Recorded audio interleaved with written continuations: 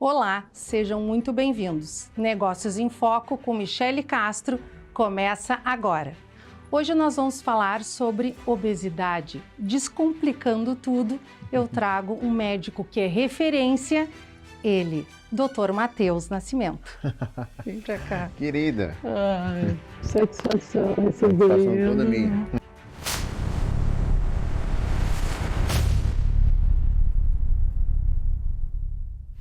Doutor Matheus, que satisfação te receber aqui. Satisfação toda minha. Um prazer estar aqui com todo mundo. Muito legal poder falar um pouquinho mais dessa questão da obesidade. É verdade. Uma questão que muitas pessoas sofrem ainda, né? Muito ainda hoje com a obesidade e às vezes não conseguem emagrecer. E eu sei que tu tem todo um programa descomplicando tudo isso. Conta como tudo começou. Tudo começou comigo. Acho que o primeiro paciente de todos fui eu. Eu já cheguei a pesar 140 quilos, né? E até enquanto aluno de medicina, eu já tinha decidido que era isso que eu ia tratar. E comigo não foi diferente. Foi uma luta de vários e vários anos, mais de uma década contra a obesidade. Até que eu comecei, de certa forma, a aplicar métodos para resolver certos problemas, tanto do ponto de vista comportamental, do ponto de vista medicamentoso, e aí eu cheguei, de certa forma, não gosto de usar essa palavra porque eu acho que tem que ser individualizado, mas, de certa forma, um protocolo, uma forma de pensar para tratar a obesidade. E aí é bem legal porque acho que o disruptivo é isso. Nassim Taleb tem um conceito muito legal, skin the game, que é você colocar a tua pele em jogo em tudo que tu faz. E eu acho que a minha pele em jogo é desde o momento em que eu sou obeso, me trato e aí... Sim, o case de sucesso foi tu mesmo. O primeiro, depois o primeiro. Tem milhares aí já. Sim, com certeza. Teu sucesso, isso aí é incontestável. E como que tu parou? Porque eu sei que tu é baiano. Como que tu veio parar aqui no Rio Grande do Sul? Olha, eu só posso resumir em Deus. Acho que Deus me trouxe para cá por motivos nos quais na época eu não entendi, mas a paz que eu senti quando eu mentalizei que eu deveria vir para o Rio Grande do Sul, com algumas opções na mesa, eu não saberia explicar de outra forma a não ser Deus. Quando eu cheguei aqui e conheci pessoas que precisavam, de certa forma, de uma influência de alguém do nicho em que eu estava atuando, fez total sentido. Acho que a grande diferença não é você ir para um lugar onde você vai ficar bem, mas é onde o seu bem traz o bem para a vida de outras pessoas também. E você consegue, de certa forma, modificar o ecossistema daquele lugar. Aí eu entendi que esse era o meu lugar, porque aqui eu consegui transmitir isso para as pessoas. E o teu emagrecimento foi lá na Bahia ou foi aqui? Na verdade, ele foi lá, certo? E lá eu já trabalhava um pouco com essa área também, apesar de que lá eu tinha multitarefas. Lá eu cuidava de uma ONG, uma coisa bem aleatória,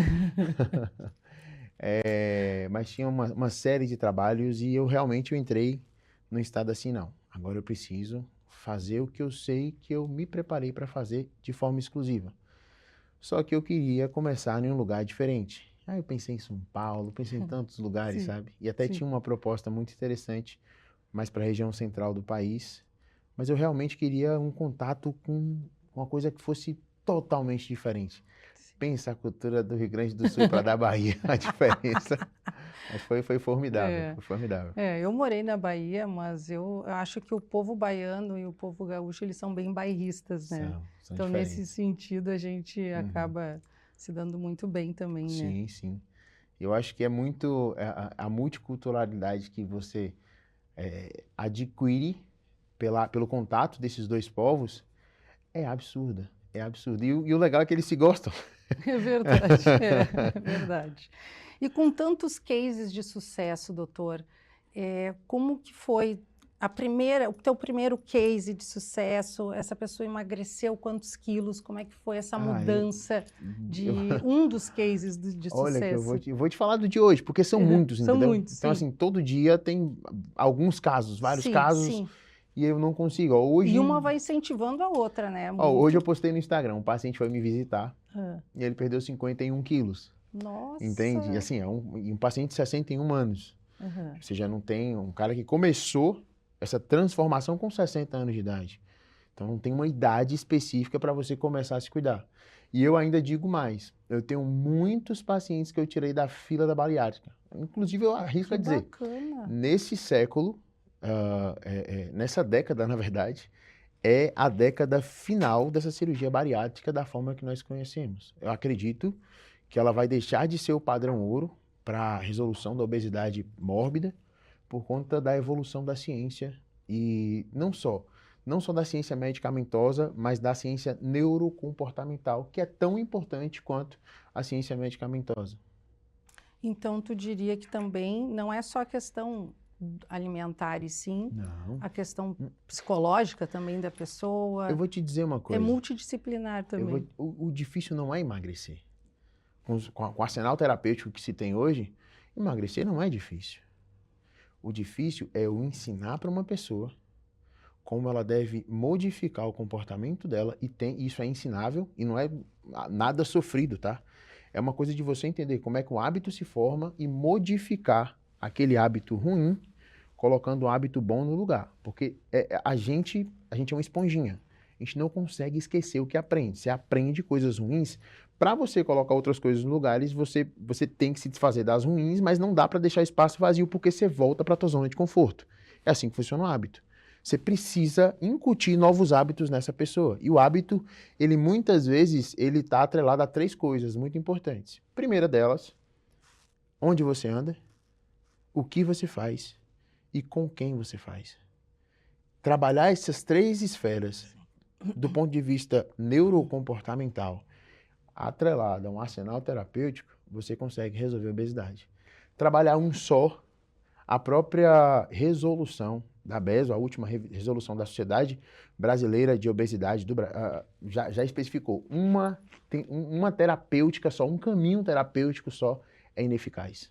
É uma doença multifatorial, entende? Entendi. Você precisa abordar ela dessa forma. E é isso que a gente faz. Sim, então com certeza isso é um dos teus diferenciais, né?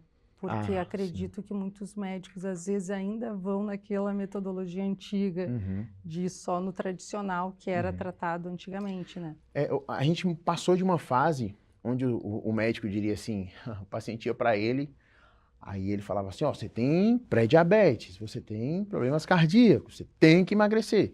Passou dessa fase para aquela fase assim, ó, vou te ajudar a emagrecer, tem remédio Y, X e Z. Agora não estamos mais nisso aí, a gente está naquela fase assim, ó, eu sei que você vai emagrecer com remédio, mas eu preciso que você aprenda um comportamento novo. E aí, meu querido, se você não entender de como se forma os hábitos e comportamentos do ponto de vista neuropsicológico, é complicado.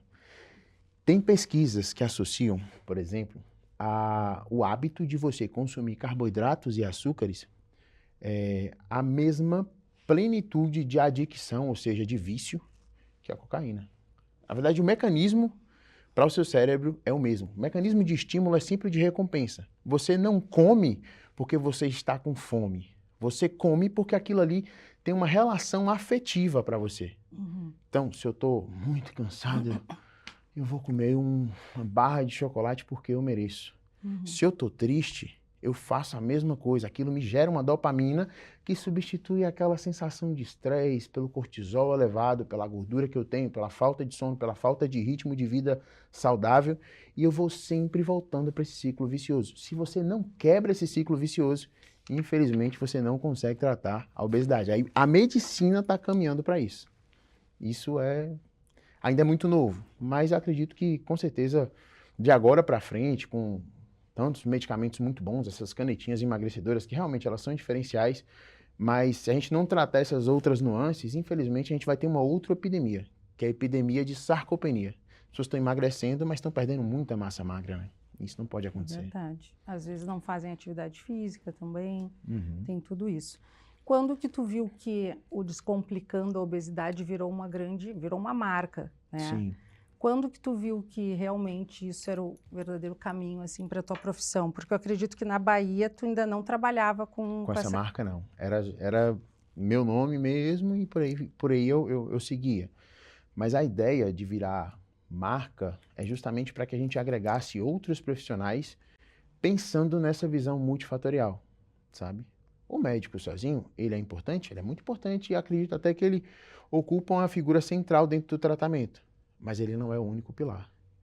Se eu desconsidero o pilar da nutrição, o pilar dos treinamentos físicos, o pilar muitas vezes do comportamento psicológico, eu acabo tendo um tratamento ineficaz. Então, a ideia da marca é justamente para que a gente agregasse outras áreas dentro dessa ciência para tratar a obesidade. Sim. E diante de... Tem muitos médicos que tratam, né, com obesidade, mas tu tem um destaque muito grande nessa área, né, doutor? Já é um nome muito, assim, já com renomado. Como que tu viu que no mercado tu começou a ver isso não está certo? O que tu pegou no mercado que tu viu? Não é assim que eu penso, não é assim que eu estudei, né? Tu foi pegando as coisas que realmente tu via que não era eficaz. Hoje em dia, a gente está numa era onde conhecimento, vou ser bem sincero, vai virar commodity. Tudo é muito acessível, certo? Então, além de você se preparar com conhecimento, você precisa incutir um diferencial que, na minha opinião, é dentro da minha área de obesidade e é o que realmente diferencia o que continua magro e do que retorna o ganho de peso. Você precisa incutir a necessidade da restituição da identidade, sabe? É o que falta e sempre faltou em todos os profissionais de serviço, é se colocar muitas vezes no lugar da pessoa em que se trata, entende? Porque não é sobre eu perder uns quilos na balança, é sobre eu restaurar a identidade daquela pessoa para ela se sentir amada de novo e a partir desse amor que ela tem para consigo, ela passar a se cuidar melhor. Ela não vê mais o exercício físico como uma punição. Ela vê, por exemplo, o exercício físico como um ato de amor ao corpo dela. A boa alimentação da mesma forma. Isso é um processo que hoje meu paciente de 51, que perdeu 51 quilos falou assim para mim, cara, eu nunca imaginei que eu pudesse, que eu fosse ter a vida que eu tenho hoje. Eu estava na academia agora. Eu fui caminhar. Antes eu bebia todos os dias, cerveja todos os dias. Mas por quê? Esse paciente passou por uma reprogramação nesse sentido que permitiu que ele acessasse essa identidade que faz muito mais sentido para ele. Então, é muito mais do que tratar a obesidade. É você trabalhar a recuperação da identidade da pessoa. Por isso que não existe protocolo fechado, sabe? Não existe receita de bolo. E essa é a parte que o conhecimento de commodity nunca vai conseguir acessar. Pode fazer reposição hormonal antes da menopausa? O que é antes da menopausa? Vamos lá. Existem períodos, né? A perimenopausa é todo o período que compreende dos momentos que a mulher começa a sentir os sintomas de que os hormônios estão baixando, e isso não tem nada a ver com a menopausa. A menopausa é quando você para de menstruar por pelo menos 12 meses. Parou 12 meses, eu menopausei. Mas antes você já começa a ter hormônios que flutuam e geralmente eles níveis reduzidos. Isso já faz com que você tenha, por exemplo, uma queda de libido sexual. Isso já faz com que você tenha, por exemplo, uma fadiga, oscilação de humor. Tem mulheres que já iniciam insônia, 3 horas da manhã ela acorda e não tem quem faz ela dormir. Nesse momento você precisa tratar. Você trata quando iniciam os sintomas. Eu preciso repor todos os hormônios? Não é isso. Você vai tratar especificamente de acordo com a causa daquela pessoa. E não é fazer um tratamento hormonal para você ter níveis superfisiológicos. Não. É fazer uma reposição hormonal para que você não tenha esses sintomas, claro, com indicação médica, porque existem contraindicações que precisam ser consideradas do ponto de vista clínico. Mas a maioria das mulheres, elas não têm essas contraindicações. Por muito tempo, inclusive, se associou a reposição hormonal com câncer de mama. Por conta de um trabalho lançado nos anos 2000, que de certa forma não tinha uma coesão científica. Inclusive, ele foi reconsiderado recentemente, justamente porque a maioria dos trabalhos posteriores a eles diziam outra coisa. Aí muitas, milhares, milhões talvez de mulheres não foram beneficiadas com a reposição hormonal. E aí muitos casamentos se foram, muitas mulheres sofreram dessa coisa do fogacho, de tudo isso, antes, e até, tipo assim, doenças piores, como osteoporose, a perda de massa muscular, que a mulher quando vai entrando na menopausa, ela começa a jogar músculo fora e botar gordura nos lugares. Que loucura, né? É uma loucura. Coitada de Mas é uma nós loucura que tem mulheres. jeito. E a testosterona, doutor? Afinal, a mulher pode usar, não pode? Porque tem muitos médicos que dizem, né, aquela transdérmica, ou não pode, ou pode. Depende. Depende muito. Tudo depende. Não é pode, não pode. É para quem e em que contexto. Tem mulheres que vão ter um benefício absurdo e um fator, digamos, adverso, não é nem adversa a palavra, um efeito colateral praticamente mínimo, porque a indicação é muito bem feita. Mas você promover a indicação apenas por fins estéticos ou para ficar vistoso em questão de massa muscular, geralmente você comete erro, porque você desregula eixos que estavam funcionando muito bem. Entendi. Entendeu? Então é isso. A avaliação médica, ela se dá nesse sentido. Eu sempre gosto de repetir para todo mundo. Não existe almoço grátis. Entendeu? O pessoal acha que é só benefício, né? Não. Tem que ver para quem que é o benefício. Às vezes faz muito sentido, sabe? Sim. E eu sou uma pessoa assim, ó, se faz sentido, tem indicação médica de fazer, faz, porque muda a vida. Eu falo minha mãe tem 60 anos, minha mãe faz reposição hormonal. A minha mãe caminha 12 quilômetros no dia. Por prazer, assim, sai caminhando assim. Tem mulheres na idade dela que estão em outra condição. Por quê? Porque talvez tinham aquela condição de fazer uma reposição, sabe? Em termos médicos, termos clínicos, não fizeram. Aí definharam, acumularam gordura pra caramba, os ossos são fraquinhos, sabe? Muita fadiga. Libido sexual nunca nem vi, entendeu? Mas aí É verdade. Tudo tem que ser avaliado antes, né? Exatamente. Muita cautela. E por isso tu tem todo esse diferencial, né, doutor? Não só ir prescrevendo a la louca como muitos médicos fazem por aí. Agora a gente vai dar uma olhadinha nessas imagens. Vamos lá. E eu quero que tu Meu comente Deus um do céu. pouquinho. Vamos ver. Olha só, rapaz. Olha aí. Quase que eu não te reconheci, doutor. Aí eu devia ter uns 130 ali, mais ou menos, 120 alguma coisa, mas cheguei até uns 140 quilos. Era um tempo... Essa foto pra mim é marcante, sabe por quê? Isso talvez sirva pra você, porque eu odiava academia. Hoje eu vou 4 horas da manhã, geralmente 4h30 eu tô chegando lá e começo a treinar, e assim, até hoje eu não gosto. Mas nesse dia, por que eu odiava? Porque eu ia pra academia e eu me sentia a pior pessoa da sala de musculação. Eu achava que aquele lugar não era pra mim. Nesse dia, se eu não me engano, eu tirei essa foto e falei, cara, eu vou embora. E vários dias aconteceram coisas parecidas. E eu não terminava o treino, eu simplesmente desmontava e ia embora pra casa por vergonha.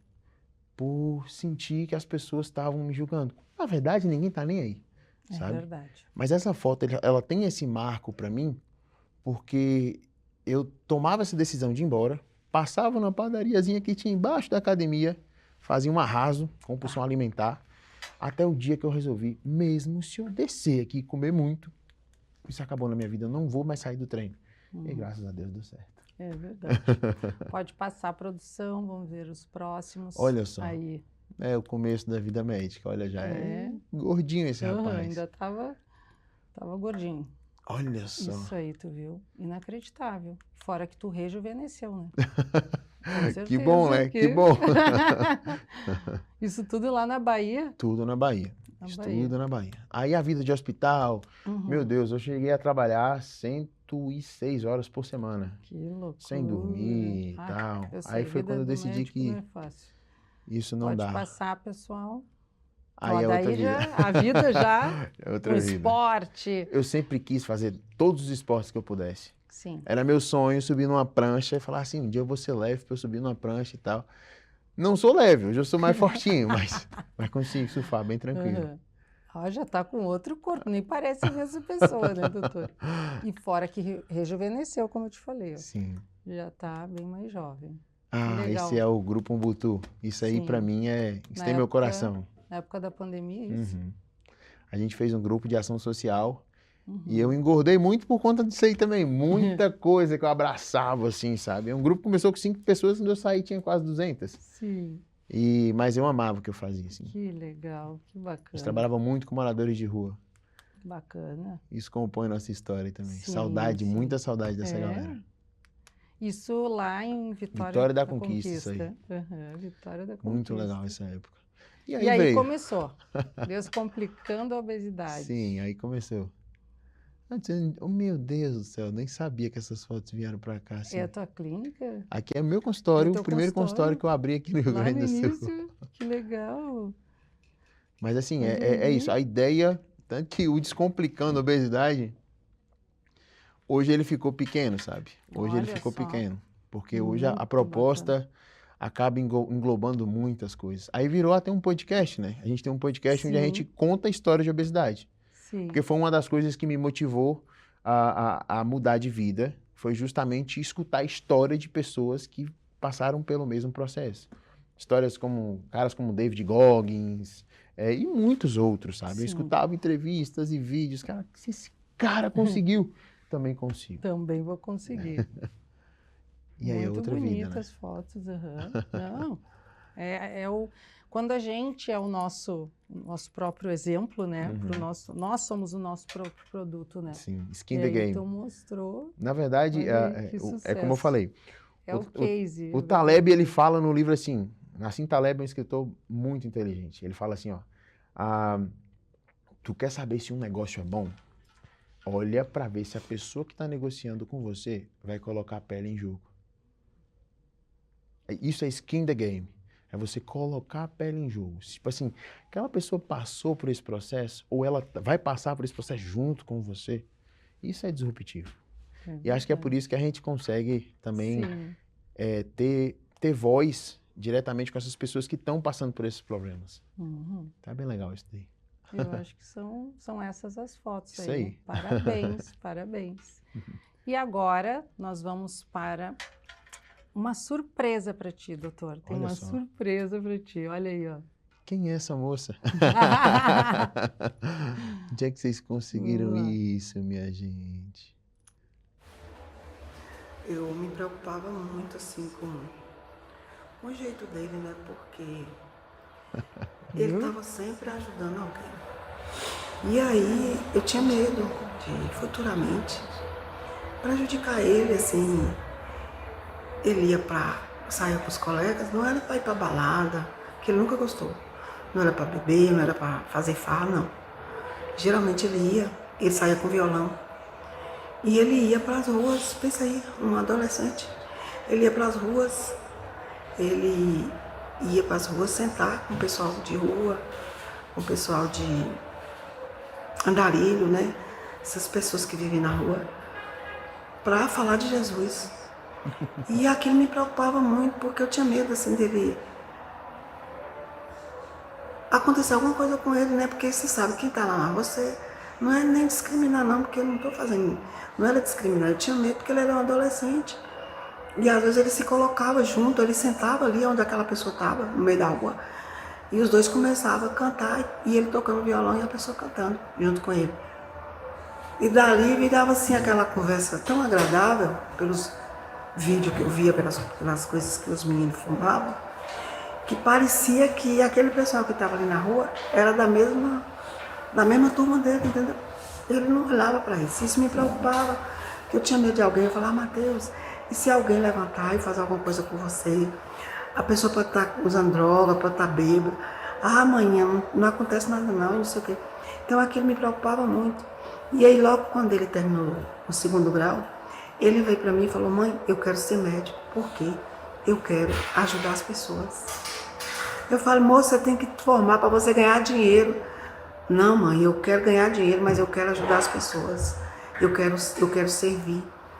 Eu falava, moça, é muito novo, você tem que preocupar agora com você, vai preocupar com você. Quando você tiver com uma mente formada, que você já for um, aí você faz o que você quiser. Mas agora você tem que estudar para você ser alguém, para você fazer isso aí que você quer fazer, mas depois, agora, mãe, mas eu quero, minha meta para mim ser médico, eu quero ajudar as pessoas, eu quero servir, eu quero ser útil nessa vida. E aquilo me preocupava, porque ele era muito dado, entendeu? Ele era muito dado com todo mundo, mas graças a Deus sempre foi um menino muito bom, sempre ajudou as pessoas, sempre foi muito temente a Deus. Eu nunca me preocupei quando o Matheus saía, se acontecessem outras coisas, porque ele sempre estava no meio de pessoas boas, de pessoas, você entendeu? Que eu sabia quem era, eu conhecia todos os amiguinhos dele, as pessoas que ele conhecia, eu também conhecia, entendeu? Então essa parte eu nunca me preocupei com ele. A minha preocupação era essa, porque ele era muito dado. Ele sentava no meio da rua, junto com o andarilho, junto com o mendigo, como se fosse um deles, entendeu? Junto com a pessoa, um usuário, e aquilo me preocupava. Mas, graças a Deus, não que hoje eu não me preocupe, que eu me preocupo muito ainda, porque ele faz amizade muito fácil. E hoje as pessoas, eu tenho medo assim, sabe, você sabe, né, tem esse mundão, tá muito difícil, mas é Deus mesmo que toma conta dele, porque é o jeito dele ser esse, e ninguém muda. Eu acabei de crer que ninguém muda esse jeito dele, e vai ser assim. E que Deus abençoe meu filho, por onde ele for. Ai, tu viu? Viu como eu sou danada? Olha só. Amém. Mãe, beijo. Deus abençoe a senhora. Obrigado. De coração. Ela vem já bastante aqui, veio. Vem. Ela tem um quartinho dela lá em casa, né? Sim. Ela vai voltar agora. Ela tá na Bahia por um tempo, mas deve voltar agora. Sim. E tu vai bastante à Bahia ainda? Não? Eu vou. Pelo menos umas 3, 4 vezes por ano eu costumo ir. Ai, coisa É minha boa. terrinha, né? A gente não pode ficar muito longe da terrinha. É verdade. Espero que tenha gostado da surpresa.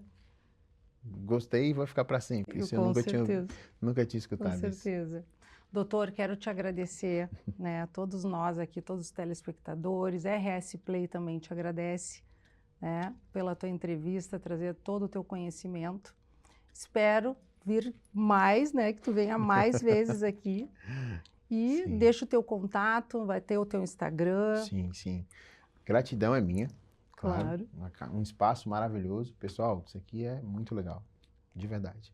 De coração, a recepção foi maravilhosa. Fico à disposição sempre que precisar. E o contato para que você tenha, na verdade, mais proximidade com tudo isso que eu estou falando, vai no Instagram, segue @descomplicando-a-obesidade. É tudo juntinho. E com certeza, se para você fez sentido alguma coisa do que a gente conversou, você vai ser feliz ali também. Coisa boa. Obrigada mais uma vez. Parabéns por esse trabalho. Obrigado, querida. Impecável. Pessoal, agradecendo a todos vocês que estão conosco. Deixo o meu beijo e até a próxima Negócios em Foco para quem acredita no poder dos negócios. Um beijo e até a próxima.